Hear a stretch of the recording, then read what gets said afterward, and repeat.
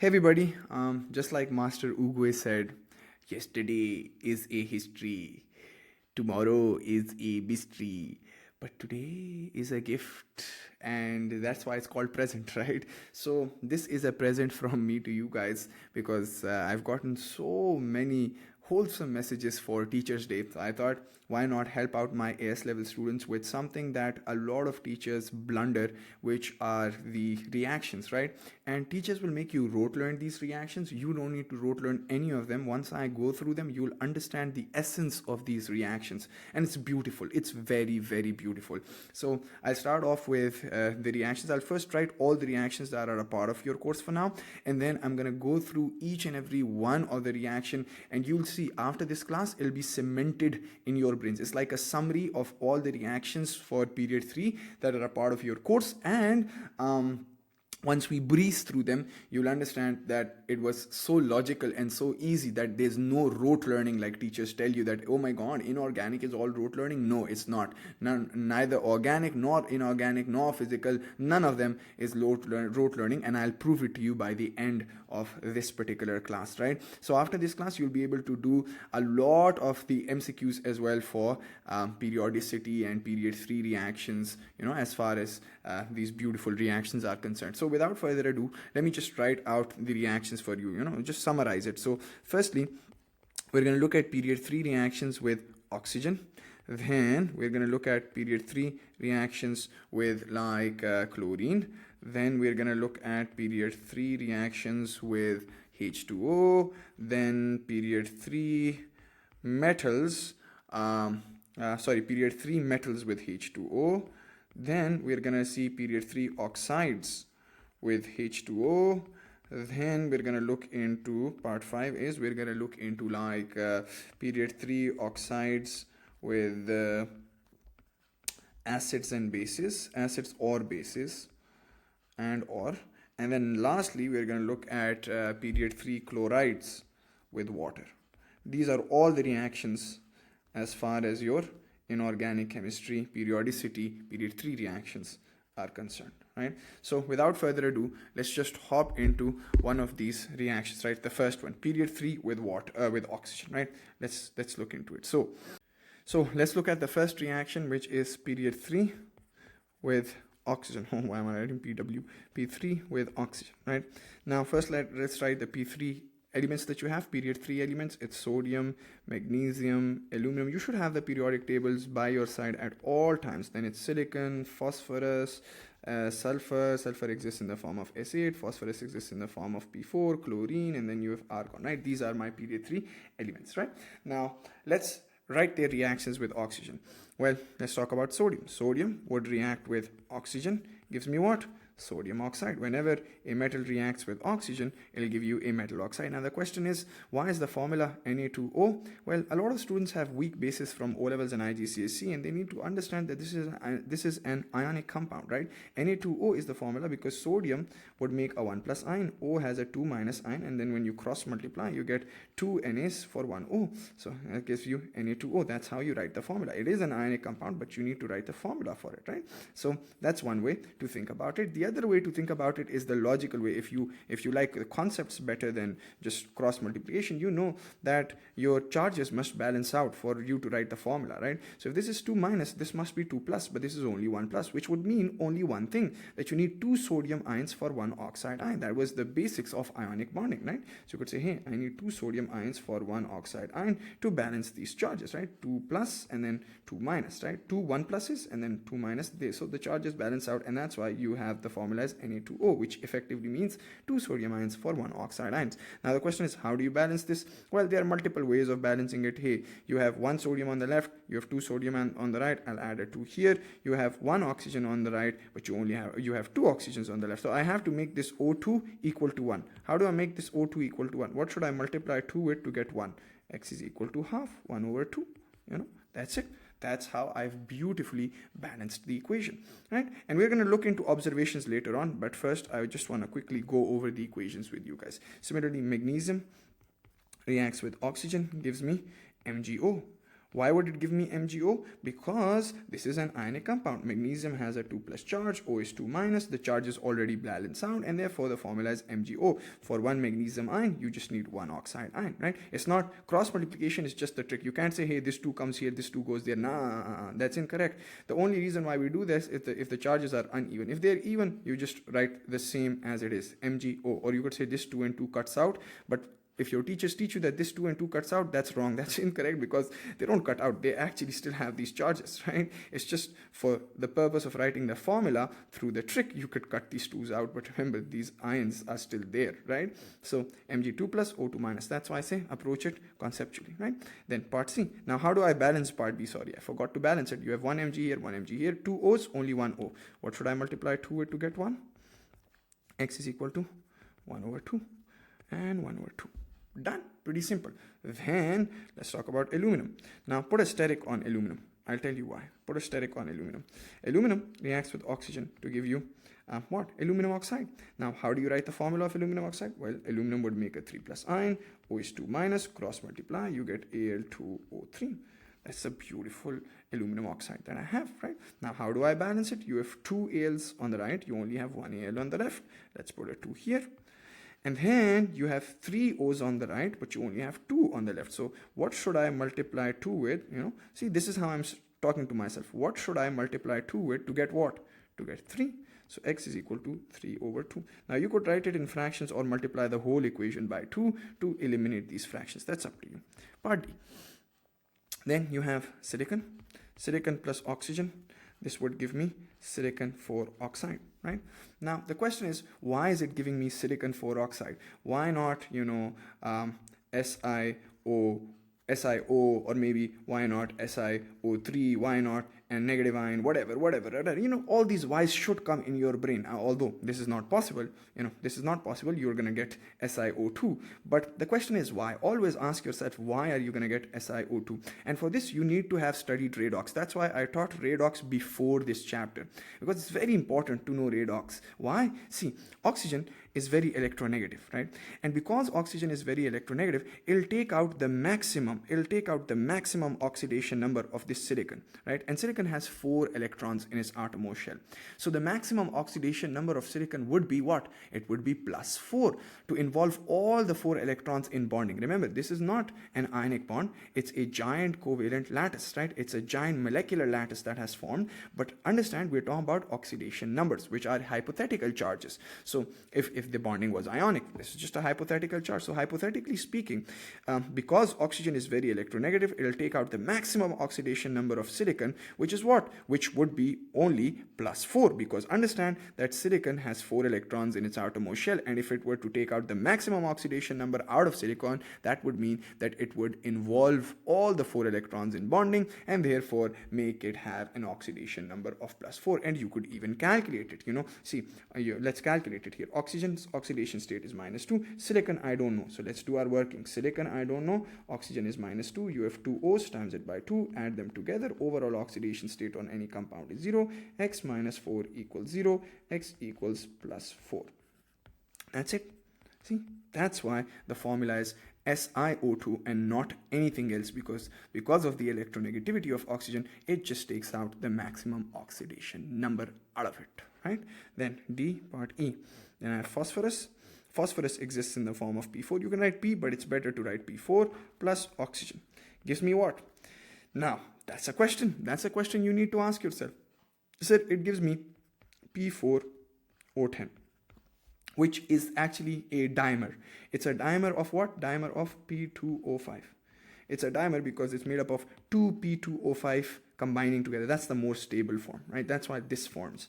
2 P2O5 and another P2O5, they combine together to give you P4O10, because understand that this is the more stable version of it, and that's why we call this a dimer, since it's made up of 2. Di means 2, so it's made up of 2 mer units, so 2 units of P2O5. Now the question is, why P4O10? Why? First of all, again, why not P2O5? Because P4O10 is the more stable form. It's the dimer, good stuff. But why exactly P4O10? What about these O's? What is happening in the world? Again, has to do with redox, has to do with oxidation numbers. Since oxygen is very electronegative, electronegative, it's one of the three most electronegative elements on the face of planet Earth, it'll take out phosphorus maximum oxidation number, right? And what would that be?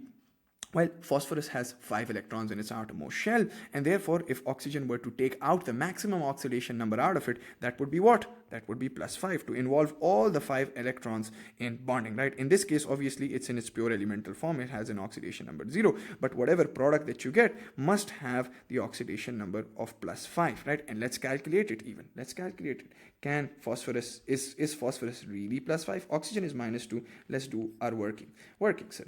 Phosphorus is X, but there are 4 phosphoruses, and then 4 P's. Oxygen is -2. I have 10 O's. Add them together. The overall oxidation number on any compound is 0. 4x minus 20 equals 0.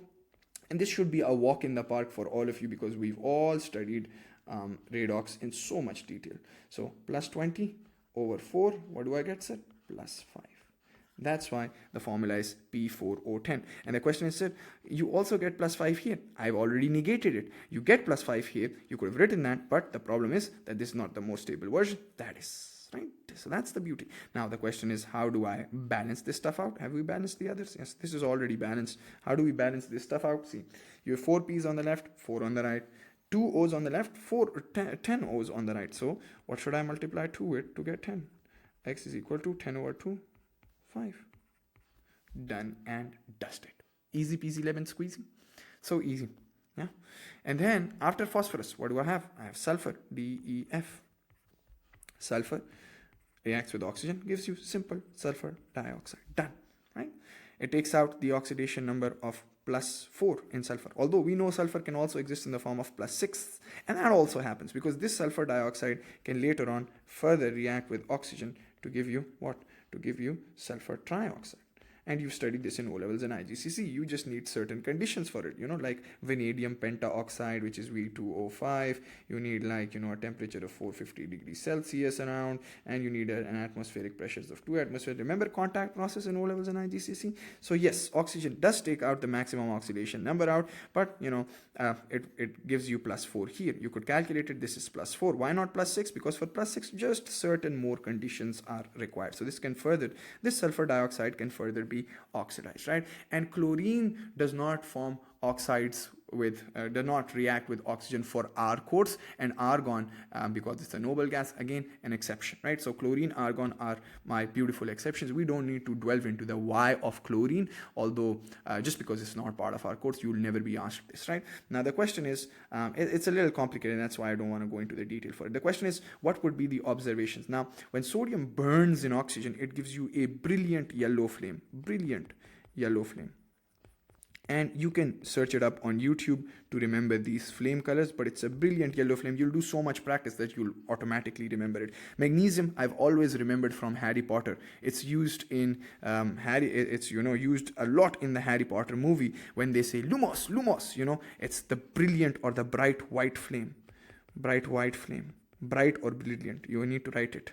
Bright or brilliant, And then aluminum, the reason why I've put a steric over it, aluminum also is going to give you a brilliant or a bright white flame. But the reason why I've put a steric on aluminum is because understand that we've studied the apparent unreactivity of aluminum even in O-levels and IGCSE. We used to say, hey, aluminum is apparently unreactive. And the reason for that was because once aluminum block is there right here, what would happen is that it would come into contact with oxygen, form a layer of its oxide, which is aluminum oxide. So a layer of aluminum's oxide would form, Al2O3 would form, and then this aluminum, all the inner aluminum, would not be able to react with this oxygen, right? Because the top surface has formed aluminum oxide, which is preventing this oxygen to further come into contact with the inner aluminum, right? So this becomes the apparent unreactivity of aluminum, and that is the reason why we say that we need to use aluminum in its powdered form, right? So aluminum must be in its powdered form. In the solid form, not very fast reaction, right? So these three reactions are quite fast, very, very, very fast and quick reactions. And you could see it vigorous reactions, fast reactions. You can even see it by the colors that you're going to, brilliant yellow flame, brilliant white flame, brilliant white flame. But for aluminum, remember, powdered form. Why powdered form? Because understand that aluminum has apparent unreactivity. If it's just a big fat block chunk of a solid, then aluminum oxide would form, which would prevent further oxidation of aluminum, further reaction of this oxygen with aluminum, right? So that's one idea. Now you also need to know a couple of other things. You also need to know that the colors of these metals, what are these metals, how do they look like? They are all silvery gray metals. These things must be known to you guys. So these are all silvery gray metals, and what actually ends up forming is sodium oxide, magnesium oxide, aluminum oxide. These are all white solids. White solids, sir. That's what ends up forming, right? They're all white solids. Again, even though aluminum is in its powdered form, it's still a solid. These are all solids, these silvery gray metals, and even their oxides. Yeah. Now, silicon reaction with oxygen. Okay. Now, silicon is a beautiful solid. This is gas, and again, we know oxygen is a gas. I don't need to write gas here, but if you want, gas, whatever. Now, SiO2 is obviously a giant molecular lattice. Even silicon in itself is a giant molecular lattice, even silicon, right? And that is the reason why this reaction is pretty slow. It's a very slow reaction, right? Pretty slow reaction compared to all the other three. And this can be a question, as far as the aluminum's apparent unreactivity is concerned. You might even ask yourself, sir, what about if I take a block of magnesium and it's not in its powdered form? Wouldn't magnesium oxide form? And even for sodium, the answer to that is the reaction is so quick that oxygen just quickly comes into contact with everything. So it doesn't matter whether it's a block or it's powdered form, it'll still react, right? It'll still react. Rate of reaction increases with surface area, but who cares for now, right? Now, silicon reacting with oxygen, it's a pretty slow reaction, and that's why no flame color is observed. And how do I remember this? I remember this because Sir Suleiman knows that this is a giant molecular lattice which forms. This is a giant molecular lattice which forms, and this already is a giant molecular lattice. So it becomes very difficult for oxygen to start reacting with it. So that's the idea. That's the idea behind why we say there's no flame color. It's not that fast, it's not that exothermic. It is, but it's not that exothermic like these three beauties right here. Then phosphorus reacting with oxygen gives you P4O10. Now again, phosphorus, and if you want to look at the colors here, this is like off-white, and silicon is like a dark gray blue solid, dark gray solid, gray blue solid, whatever, right? So that's the idea. Now what about phosphorus? Phosphorus is basically being used a lot by Israel to actually burn Gaza down, right? So you could remember it like this, that white phosphorus, it's actually banned worldwide, by international law. Worldwide, phosphorus is banned. It has a pretty vigorous reaction, pretty quick reaction with oxygen. That's why it's worldwide banned to be used in warfares, right? According to international law. But it's a balloon world we are living in. Doesn't really make a difference if anything is banned. So it's being used widely to burn Gaza down. I can even show it to you. Look at this: Israel showering Gaza with this white phosphorus. Okay, so phosphorus P4 is actually a it's a white solid, and what happens is it reacts with oxygen, gives you P4O10. Now this P4O10 which forms, it also gives out these white clouds. It gives out a bright yellow or white flame color. Either or is correct. It's so bright that you could call it even white. So it's a bright yellow or bright white flame color, and it also gives out these steamy fumes or these steamy white clouds, and these white clouds are because of P4O10 forming. So the observations in this case would be which reaction is this? Part E. So the observations for part E would be that you have a brilliant, it burns pretty quickly. So brilliant white or yellow, both are correct. Brilliant white or yellow flame color, and then flame or flame color, whatever. And then you also see white clouds, white clouds, and that's because of P4O10 that you see these beautiful white clouds here. That's the idea. Now when sulfur burns with oxygen, it's not that vigorous like phosphorus, right? So when sulfur burns with oxygen, it's like it burns with a gentle blue flame, and you need to provide a lot of oxygen for it as well, right? So it burns in a gentle blue flame in a gas jar of oxygen, a lot of oxygen. It's just a description for it, and that's it. These are all the observations. And sulfur exists in the form of, you could say sulfur exists in the form of S8, then you have to put 1/8 here, right? Because on the right you have 1s, on here you have 8s. So what should I multiply 8 with to get 1? X is equal to 1/8, right? So that's a solid, that's a gas, and that's obviously a gas. And again, this is a solid, that's a gas, and P4O10 is obviously a solid, right? That's the white clouds that you see. The white clouds. So that's the first reaction. We're done with P3 with oxygen, and we've covered all the observations, all the possible observations for it, right? Now let's look at P3 with chlorine. That's part 2. P3 with, why not write PW? P3 with chlorine. It's pretty logical now that you see to it. Okay, now period 3, sodium, magnesium, aluminum, silicon, phosphorus, and sulfur is an exception, although it makes certain chlorides like SCl2 or maybe like S2Cl2, but in our course it doesn't. So it's an exception, and so I'm going to cut it out. Sulfur. In the above case scenario, chlorine and argon were an exception. Here sulfur and argon are the exception. Obviously argon is the exception because it's a noble gas, already has a stable electronic configuration, will not react, right? And sulfur is an exception. We just don't need to look into it. Just like in the above case scenario, although there is a particular oxide like Cl2O7 that can form, but we don't look into it. We say, hey, it's an exception, it won't react. Similarly, sulfur is an exception, won't react with chlorides, right? Now let's look into it. P exists in the form of P4. We're done. Now sodium plus chlorine, what does it give me? A beautiful salt, NaCl. Why am I writing the formula as NaCl? Sodium has a 1+ charge, Cl is 1-, and therefore the charge is balanced out. The formula is NaCl. Now let's balance it. 1 sodium, 1 chlorine on the right, 2 on the left. So what should I multiply 2 with to get 1? X is equal to 1/2. That's uno, dos, right?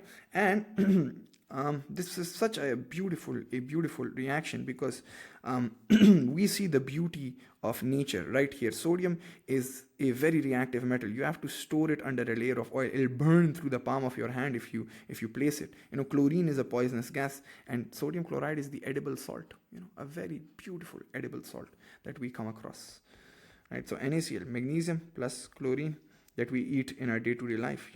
In our biryanis. Magnesium plus chlorine, it gives you MgCl2. Why the formula MgCl2? Mg has a charge of 2+, Cl is 1-, cross multiply MgCl2, or you could say for 1 2+, you need 2 chloride ions. That's why the formula is MgCl2. Right? And I think it's already balanced. Good stuff. Aluminum plus chlorine right here. Put a steric here. Why put a steric here? Because we've already studied this in chemical bonding, that when aluminum reacts with chlorine, and we're going to look into it in a lot more detail in just a couple of minutes, but when aluminum reacts with chlorine, the more stable version that forms is not AlCl3. That's not the most stable version. What actually forms? Basically what happens is 2 AlCl3 combined together to give you Al2Cl6, which is effectively a simple molecular structure. It's simple molecular. Al2Cl6, and it's obviously a solid. It is a solid, but it's simple molecular. These two are giant ionic lattices. You don't have an ionic lattice forming when aluminum reacts with chlorine, because Al2Cl6 is the more stable version for it. Why? I'll talk about that in a moment, right? Similarly, silicon reacts with chlorine. Now, in this case, you know that there are no charges. So how do you write the formula? Then you have to look at the oxidation states. Phosphorus reacts with chlorine. You guys can actually guess the correct answer to it. You can actually determine, not guess, but you can actually deduce the correct answer to it. Now, chlorine, when it comes into contact with silicon, what's going to happen? Well, chlorine is very electronegative, It's not one of the three most electronegative, but it's pretty electronegative, and it'll make sure to take out the maximum oxidation number of silicon, which is what? Which is +4. So silicon here is obviously in its pure elemental state, has an oxidation number of 0, but once it reacts with chlorine, it's going to take out the maximum oxidation number of silicon, which is +4. And so what should be the formula for it? It should be SiCl4. Why SiCl4? Because only in SiCl4 can you see that silicon has an oxidation number of +4, right? So that's the idea. All ideas for these particular reactions revolve around redox, right? Similarly, you can deduce this. Phosphorus is in group 5 electrons in its outermost shell, and chlorine is pretty electronegative, so it'll take out the maximum oxidation number of phosphorus to give you the chloride, and that should be +5. So what should be the formula for phosphorus chloride? And that's why you don't call the above as silicon chloride, you call this silicon. Remember, if you want to score marks, you have to be pretty accurate about what you write. It's silicon 4 chloride. And similarly, if chlorine were to take out the maximum oxidation number of phosphorus, it should be phosphorus, what? Phosphorus 5 chloride. And so what would be the formula for phosphorus 5 chloride? PCl5. And this is a liquid, but that's a solid. PCl5 is like a yellowish solid, right? That's the idea.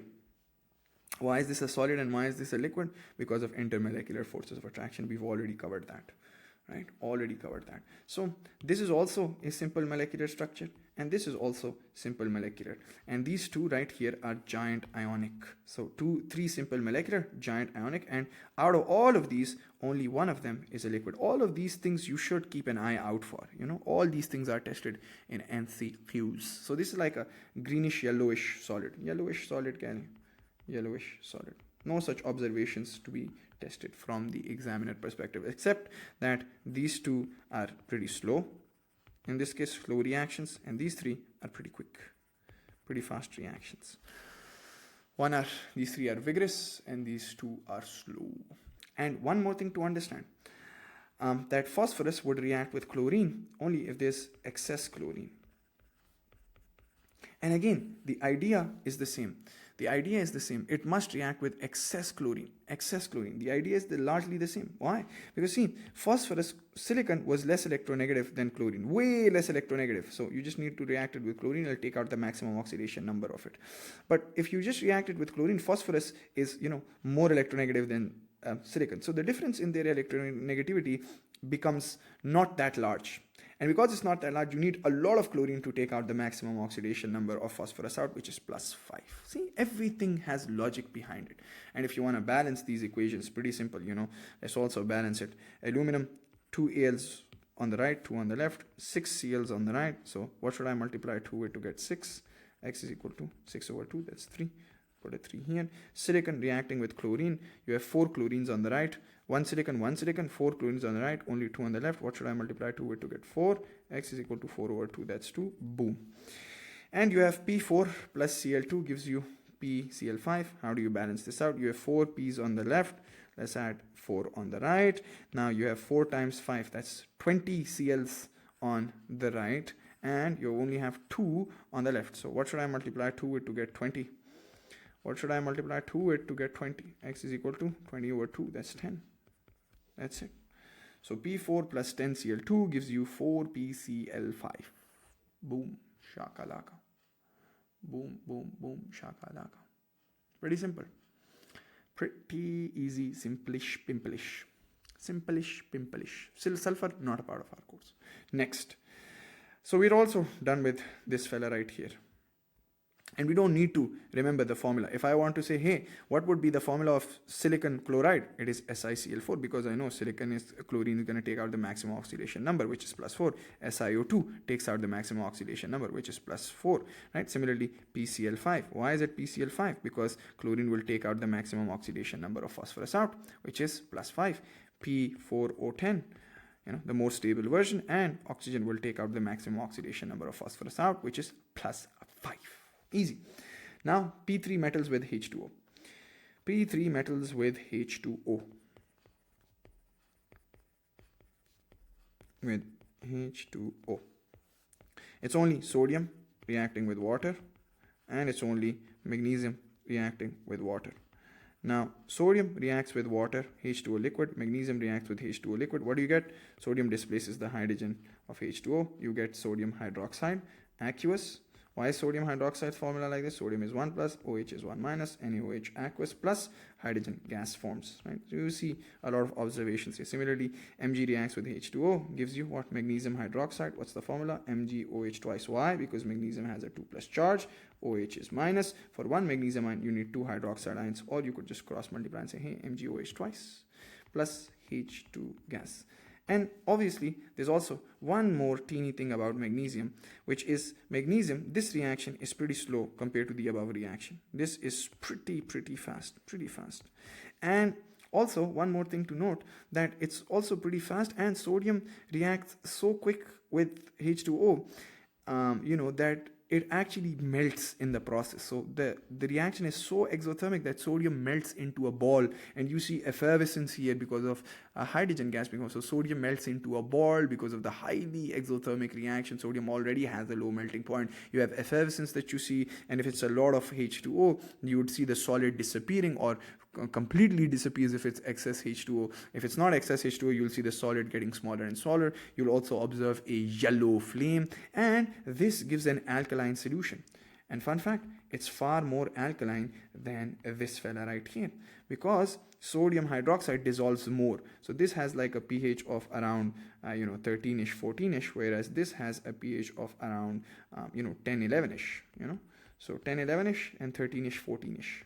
Right? So this is much more alkaline. Sodium hydroxide is much more alkaline than magnesium hydroxide. One of the sole reasons is that sodium hydroxide dissolves more in water. And there's also one more reaction. If you take magnesium and instead of reacting with H2O liquid, you react it with H2O gas, which is steam. In chemistry, you call this steam, and H2O liquid is just called cold water. So then this reaction becomes so quick that instead of a hydroxide being formed, magnesium oxide forms, and you get H2. Such a quick reaction that a solid, a white solid of magnesium oxide forms, and you get hydrogen gas. Now this is pretty quick. This is quick compared to this fella right here. But this is magnesium reacting with cold water is pretty slow compared to both of them.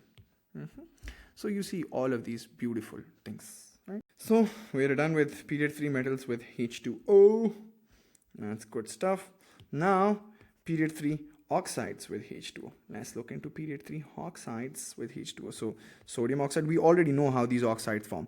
Metals react with oxygen, gives you metal oxide, and silicon plus oxygen gives us silicon 4 oxide. Phosphorus plus oxygen gives us phosphorus 4 oxide, which is P4O10, right? And so on and so forth. So we know all of that stuff. So Na2O, MgO, Al2O3. Then you have silicon comes first, so SiO2, silicon 4 oxide, P4O10, and I have these beautiful oxides right here, and then it's SO2, or even SO3, which because SO2 further oxidizes to give you SO3. So I'll discuss both, right? Now let's talk about them. Okay, so sodium oxide reacts with what? Reacts with H2O, plus H2O, plus H2O, plus H2O. Chlorine oxides not in our, we've not made a chlorine oxide. So plus H2O, plus H2O. First of all, let's just quickly cut these two out. No reaction. Why no reaction? Because aluminum oxide and silicon 4 oxide are insoluble in water. So no reaction here. And sodium oxide reacts with water. Magnesium oxide reacts with water. What actually happens? They react and give you the hydroxide. So no hydrogen forms. It's just sodium hydroxide forming and magnesium hydroxide forming. It's like H2O liquid, right? So magnesium hydroxide forms, and so this is more alkaline. Again, this is more alkaline than this. This is weakly alkaline, or less alkaline. It has about pH 11ish or 10ish, and this is like 13ish. So this is more alkaline. You just need to know this is more because sodium hydroxide dissolves more in H2O than magnesium oxide. These two are already gone. Now comes the question, the moment of truth. The moment of truth comes right now. Let me just make some space. Let's erase these two. I'll write it later on. But P4O10 plus H2O. What is that going to give me? That gives me some beautiful phosphoric acid, right? Now the question is, sir, how do I know that it's going to give me phosphoric acid? Please understand that these two oxides are basic oxides. We've already studied this. Metal oxides are usually basic oxides, and basic oxides give you alkaline solutions, right? And the way you test for basic oxides is that you react it with acids. They're going to react with acids. Basic oxides, a test for a basic oxide is to react it with an acid, not to add it to water. But you know that normally if you take basic oxides and add it to water, it'll give you an alkaline solution. Similarly, the non-metal oxides that you have, they are acidic oxides, right? And so this is an acidic oxide, this is an acidic oxide, and aluminum oxide we already know from our O levels in IGCSE, it's an amphoteric oxide. It's amphoteric. It'll react with an acid and a base to give you salt and water, right? It reacts with an acid as a base to give you salt and water, and it reacts with a base as an acid to give you salt and water. We're going to look into that in a moment. But non-metal oxides are acidic oxides usually, right? And because non-metal oxides are acidic oxides, we know that acidic oxides gives us acids when dissolved in water. Just like basic oxides normally gives us alkaline solution, they give us acids, right? So P4O10 plus H2O. What do we form? Acids. Now the question is, which acid are you going to form? The answer to that is phosphoric acid. H3PO4 aqueous. But I'm not like other teachers to tell you, hey, just remember this, that H3PO4 is going to form. No. You need to know the logic behind it. Why is H3PO4 forming? If you bisect the formula, it's like hydrogen ion and the phosphate ion. Why is it the phosphate ion? Why not PO3, 3 minus ion? Why not PO2, 2 minus ion? Whatever. Why is it phosphoric acid in general? Ask yourself this why. The why is that, remember, if you have P4O10, the negative ion for it should be the PO4 3 minus ion. And this is obviously the hydrogen ion. They're going to combine, give you phosphoric acid. Now again, the question is, why is the negative ion PO4 3 minus ion? Because what's the oxidation number of phosphorus right here? +5. So the negative ion should also have the oxidation number of +5. And you can calculate it. It is in fact +5. I don't have time to prove it. You can prove it to yourself. Phosphorus is X, oxygen is -2, times it by 4 minus 8 equals to -3. So X minus 8 equals -3. Minus 8 goes on the right, gives you +8. So X equals +8 minus 3 equals +5. So remember the term. The negative ion in the acid is going to be having the same oxidation number. That's why it's phosphate ion right here. Pretty simple. See, it's P is also +5 here, +5 here. That's the idea, guys. That's the idea. And now you guys can think about it like this. SO2 plus H2O gives me what? SO2 plus H2O. And you can balance this out. Okay, also balance it. 4 P's on the left, 4 P's on the right. And then you have how many H's? 4 times 3. You have 12 H's right here. And you only have 2 H's right here. So add a 6 here. O's are automatically balanced. See? 4 times 4, 16. 10 plus 6, 16. That's it. SO2 plus H2O. What should be the negative ion? See, you have sulfur having the oxidation state of +4. And you know which negative ion of sulfur has an oxidation state of +4. It is what? It is the sulfate 4 ion. It is sulfate 4. Or you could say the sulfite ion. So it must be sulfate 4. What is the formula for sulfate 4? SO3. 2 minus. Or the way I used to make you guys remember in O levels and IGCSE, you used to be just add one O here. Just add an O and add the 2 minus charge. Remember? So it's the sulfate 4 ion or sulfite ion. See, in this SO3 2 minus, sulfur has the oxidation number of +4. So that's the idea. And hydrogen, this is going to give you the hydrogen ion. What should be the acid that will form? H2SO3. Why is acid forming? Because they are non-metal oxides, which are usually acidic oxides. These are acidic oxides. So H2SO3. Why the formula H2SO3? Because H is 1 plus, SO3 is 2 minus, cross multiply. Similarly, SO3 plus H2. You could even do it on your own.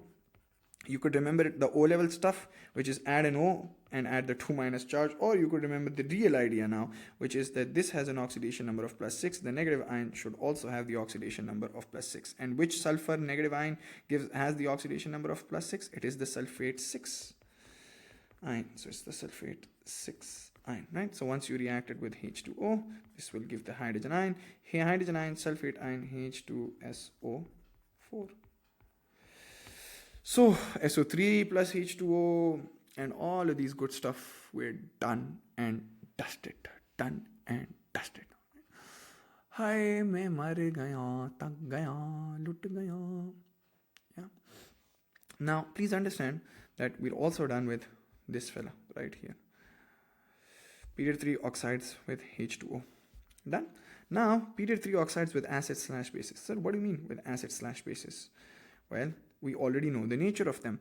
Na2O, you have Na2O, you have MgO. This is period, sorry, what's happening to the app? It's going bonkers. Period 3 oxides with acids slash bases. What does this fella mean? This means that you have the oxides, obviously, Al2O3, SiO2, P4O10, and then you have SO2, SO3. Let's also write SO3 just to make things easier for us, or more detailed. Now, why would it react with acids and bases? Please understand that if this is a basic oxide, these two we know are basic oxides. They will both react with acids. The test for basic oxide to check out their basicity is to react with acids. So they will react with acids, and we've already done that in O levels and IGCSE. This fella, it's amphoteric, so it will react with bases as well as acids. So that's good, because amphoteric oxides are those oxides which react with bases as acids to give salt and water, and react with acids as a base to give you salt and water. SiO2, P4O10, SO2, SO3, they're all acidic oxides. So they're all going to react with acidic oxides, all are going to react with bases or alkalis. Done. Alkalis are just soluble bases. Done. Now the question is, sir, but before this you were saying that these two were not, they won't react with water because they're insoluble, but they have their basic and acidic nature, or this has this amphoteric and acidic nature. So they will react with acids and bases, not just with water. They're not going to react with water because they don't dissolve in water, but they will react with acids and bases. And let's see that. So quickly, Na2O, MgO. I'm getting tired. Al2O3.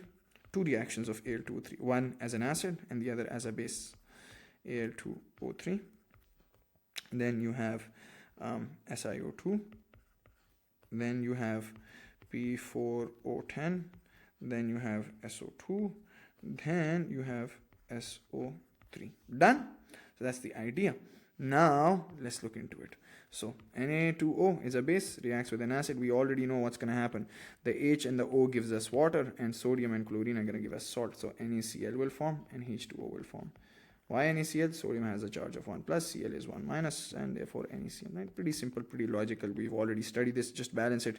2N is on the left, just add a 2 here, 2 on the right, and you have 2 Cls and 2 H's on the right, so just add a 2 here. Everything is balanced. Good stuff. MgO with HCl, already studied this in O levels and IGCSE. Nothing new, nothing different. Mg and Cl are going to form the salt, and H and O are going to give you H2O. So MgCl2 is going to be the salt, and H2O is going to form. Why formula MgCl2? Why not MgCl? Because Mg has a 2 plus ion, Cl is 1 minus, cross multiply. Yeah, or for 1 Mg2 plus, you need 2 chloride ions, right? How do you balance it? Put a 2 here. It's already balanced now, I guess, because you have 2 Cls on the right. You must have 2 on the left. And once you put a 2 here, everything else is balanced as well. Al2O3, that's the fun bit. That's the fun bit. We've already studied, let me react it with a different acid. We've already studied Al2's reaction as a base, right? Al2O3 reacting as a base, right? So what's going to happen? The hydrogen and the O's are going to give you H2O. And what's left? The aluminum and the sulfate ion are going to give you aluminum sulfate. What's going to be the formula for it? Aluminum has a charge of 3 plus, SO4 is 2 minus, cross multiply, you get Al2 SO4 whole thrice. Done. That's the idea. They're all obviously aqueous. They're all salts. They're all soluble. Aqueous. Yeah? And these oxides are all solids. Khair. Then, what about Al2O3 reacting as a base? When it reacts, as an acid. When it reacts as an acid, you need to have, hot concentrated alkali for this. For both these, you need to have hot conc alkali. In order to take out the acidic nature of Al2O3 or even SiO2, you need to react it with hot concentrated alkali. That's the requirement for it, because Other than this, the reaction might be very slow or may not even take place. So hot concentrated alkali, strong concentrated alkali, hot, I'll use sodium hydroxide in both cases. Now let's first of all talk about aluminum oxide reacting with sodium hydroxide. Because it's a hot concentrated alkali, aluminum oxide and hot concentrated alkali comes into contact even with water, and it gives you something, a beautiful salt. Now the question is, what's the beautiful salt that forms? Well, the salt that forms is a salt containing sodium, and what actually happens to aluminum and this water and everything combined here, it forms the aluminate ion, which is the AlO4 OH whole 4 minus ion. This is the ion that forms. This is called tetrahydroxo. Tetra because 4, hydroxo, aluminate. This is the ion that forms because of the hot concentrated alkali that you are using. So the sodium ion and this hot concentrated alkali gives you this particular ion. They're going to give you the salt, which is sodium AlOH 4, and that's it. Because for 1 plus you need 1 minus. And what's the name for this? You'll not be asked the name. It's just sodium tetrahydroxoaluminate. Sodium tetrahydroxoaluminate. That's the aluminate ion. Which aluminate ion? Tetrahydroxo. Sodium tetrahydroxoaluminate. You don't need to know the name for it. And it's obviously aqueous. Right now, how do you balance it out? Well, pretty simple. You have 2 Als on the left. Put a 2 here. 2 Als on the right. Now you have 2 sodiums on the left, right. Put a 2 here. 2 sodiums on the left as well. And how many H's do you have on the right? You have 4 H's into 2. You have 8. So 4 H's but multiplied by 2. So in total you have 8. See, 2 times 4. That gives me 8 H's on the right. And you have how many H's here? You already have 2 here. You need 6 more. So what should I multiply 2 with to get 6? X is equal to 3. And that's it. So that's the balanced equation for this fella right here. Obviously this is solid. This is hot conc alkali, aqueous. This is liquid, and then that's aqueous. Done. SiO2 with NaOH. Again, now these 3 with NaOHs. Let's just react them all with NaOH. But for SiO2, hot conc NaOH. How would the reaction take place? Again, when a normal oxide is reacting with NaOH, what's going to happen? This is gonna, because this has the oxidation number of +4, the negative ion for this should also have the oxidation number of +4, and that's just add an O and put a 2 minus charge. So SiO3 2 minus, because in the silicate ion it also has a +4 oxidation number. That's the only ion in which it has the +4 oxidation number, right? And we've got into a lot of detail in the live classes. Okay, even if you did not know this, how could you figure this out, right? So this has +4. I've taught you guys all the logics behind it. Okay, and this is obviously the sodium ion. So what salt would form? The salt that would form is Na2SiO3. Why? Because sodium ion, silicate ion, cross multiply, get Na2SiO3 plus H2O. Right here, this is going to give you H2O, and this silicate and sodium ion are going to give you sodium silicate, which is obviously silicate or silicate, whatever, it's aqueous. Again, in this case, what's the negative ion? The phosphate ion, PO4 3 minus. And what's the negative ion here? Just add an oxygen and a 2 minus charge. Just add an oxygen and a 2 minus charge. So you could react them all. You're going to have sodium ion and phosphate ion reacting in H2O forming. So Na3PO4 plus H2O. I'm doing it this quick now because now you know sodium is 1 plus, PO4 is 3 minus, cross multiply. That's the answer. Simply SO2 plus NaOH gives me what? Sodium ion and sulfite ion, or the sulfate 4 ion, Na2SO3 plus H2O. Similarly here, sodium ion and the, why have I written SO3 2 minus? It should be SO4 2 minus, right? Because here, this is +6 oxidation number. This should also be +6. So, Na2SO4 plus H2O. Done and dusted. Pretty simple. Pretty logical, pretty simple. Now, if you wanted to know a trick for this, the trick for these would be just add an O and put a 2 minus charge, add an O, put a 2 minus charge, add an O, put a 2 minus charge, and for P4O10, just remember P4O3 minus. That's the trick for it, but again, you should know the logics behind it as well. So it's done and dusted, and if you want me to balance out everything for you, we could totally do that. If you want, we could do that. Let's look into the balancing for all of them. So SiO2 plus NaOH, you have 2 NAs on the right, and I'll also add 2 here, and I think everything else is balanced. If not, we'll balance it. You have 2 O's here and 2 O's here, 4. So 3 O's here and 1 O here, 4. We are already balanced. 1 SI, 1 SI. How many H's? 2 here and 2 here. So good stuff. We just added a 2. What about this? Well, let's talk about phosphorus. First, start balancing from left to right. 4 P's here, add a 4.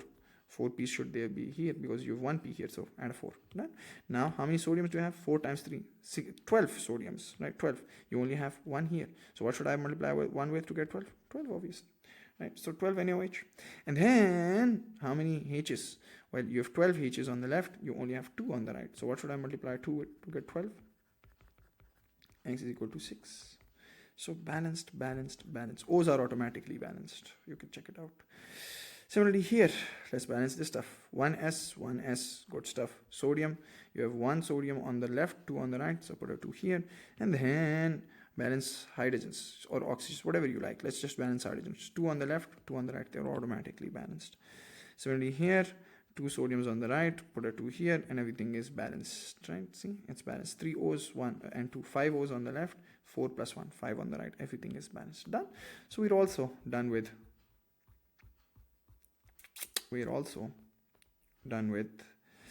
this last P3 chlorides with water, P3 chlorides with water. Now you should be able to balance equations and write equations and whatever. P3 chlorides with water. Now let's write the P3 chlorides: sodium chloride, magnesium chloride, aluminum, Al2Cl6. Obviously this is so beautiful, you'll enjoy this, I promise. This is going to be a walk in the park at this point. Then it's SiCl4, then it is PCl5, and sulfur, no, argon, no. So that's the chlorides that we have to study, right? These are the chlorides that we have to look into. Yeah. Now when it comes to sodium chloride and magnesium chloride, we've already studied this in O levels and IGCSE. If you add these two to water, they don't react in water. They just dissolve, right? It's a solid and they'll just dissolve. They don't react. There's no new product being formed. It's just NaCl aqueous. MgCl2 aqueous, right? And you could balance it. MgCl2 aqueous. That's what forms, right? That's it. So they just we don't balance it effectively because H2O, there's no H's on the right, it's just categorized in aqueous, right?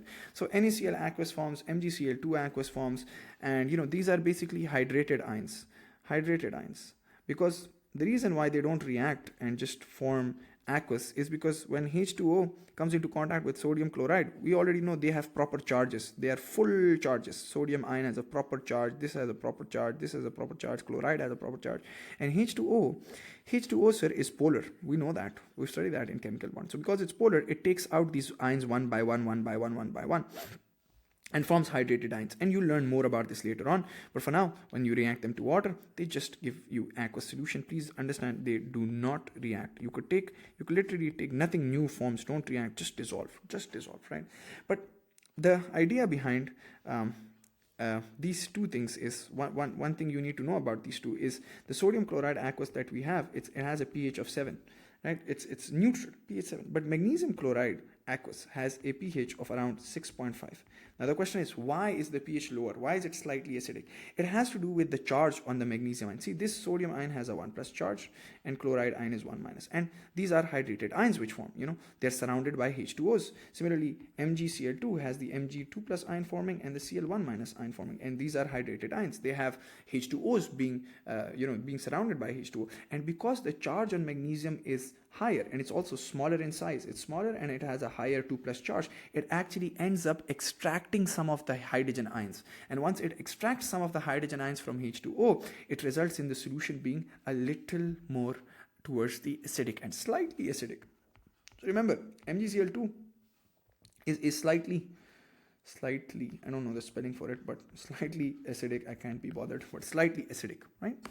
Compared to NaCl. That's why you don't take any MgCl2, you don't put MgCl2 in your biryanis, rather you put NaCl in your biryanis. So please, you need to understand this, that You don't need to know the why behind it, but it's good to know the why. That's how you'll understand. It's smaller, has a higher charge. It ends up extracting some hydrogen ions and makes this solution acidic.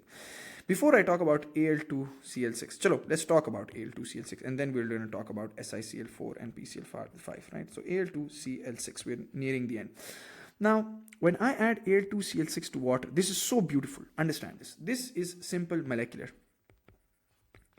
But if I add Al2Cl6 to water, what ends up happening is that this simple molecular actually changes into ionic character. This simple molecular character actually changes into ionic character, and you end up getting the aluminum chloride AlCl3. And the idea is that if there is no water involved, the more stable version is Al2Cl6 if there's no water involved. But if there's water involved, the moment you add it to water, the more stable version becomes the ionic character version, in which you have AlCl3, in which aluminum has a 3+ charge and Cl has a 1- charge. So that becomes the more stable version of it. And because aluminum has a 3+ charge now, what is it going to do? It's going to attract H2Os to itself, right? It attracts about 6 H2Os. The VSEPR theory, it's because of that. The octahedral structure is much more favored. And why 6 H2Os? Because of the p orbitals. But it's not a part of your course to understand all of the detail for it. But it's surrounded by 6 H2Os. And because it's surrounded by 6 H2Os, I'm going to say now if you add Al2Cl6 to water, because you add it to water, now it has the ionic character with it, which is AlCl3, in which you have the aluminum 3+ ions separate from the chloride ions, and these aluminum 3+ ions are now going to be hydrated. They're going to be surrounded with water because water is already polar. It's going to be attracted to these Cl3+ ions. So what would be the formula for whatever forms? It's going to be AlH2O6 and the charge of 3+. Aluminum has 6 H2Os and aluminum has a charge of 3+.